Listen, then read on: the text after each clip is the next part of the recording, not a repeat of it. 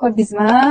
Ko'chadan olib ishlatayotgan parashoklarimiz bilan bizani eko gel parashoklarimizni test qilib ko'ramiz. Birinchi test qilganimizda nimaga kukunli parashokda qilyapsizlar, jiddiy qilinglar deyishgandi. Mana sizlarga jiddiy ko'chani parashogi va bizani parashogimizni keling test qilib ko'ramiz. Portlatib, yondirib bu narsa qilamiz. Yo'q, qaranglar, mana suv, bitta idishimizga to'la suv soldim и betadin.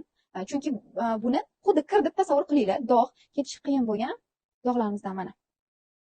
Kiyimlarimizni qanaqa dog' qoladi, qanaqa ketadi, yana ko'proq solyapman. Mana. Endi buni ikkiga bo'lamiz. Yana ozgina solarkanman. Qilib bo'lish uchun mana. Ikkiga bo'ldik. Endi bitta idishimizga bizani o'sha magazinda olib ishlatadigan parashokimizni solamiz. Ko'p solaman, e'tibor beringlar.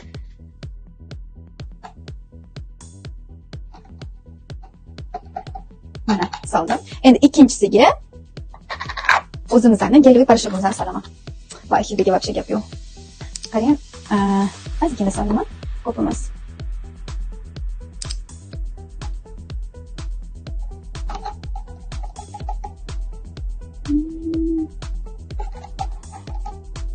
Ko'rdingizmi? Bizani betadin yo'q, qanaqa dog'lar, kir kiyimlarni ham qanaqa toza yuvishini ko'rsatib berdim sizlarga. Bunda men to'la qopqa solganimda ham qanaqa qolib ketdi, sariq bo'lib qoldi. Demak, bizani parashogimizni juda ham toza yuvadi. Endi ko'pirishini ham bitta sizlarga ko'rsatib bermoqchiman. Qanaqa toza ko'piradi, zo'r. Men o'zim birinchi ishlatganimda bitta qopqa yetadi deyshganda, mana o'sha qopqog'idan chiqib ketdi.